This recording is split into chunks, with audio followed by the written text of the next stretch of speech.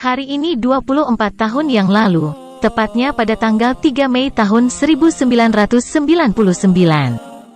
Terjadi sebuah konflik di Aceh yang disebut nama tragedi Simpang KKA, Simpang Kraf atau yang juga dikenal dengan nama insiden Dewantara atau tragedi Krueng Gekueh.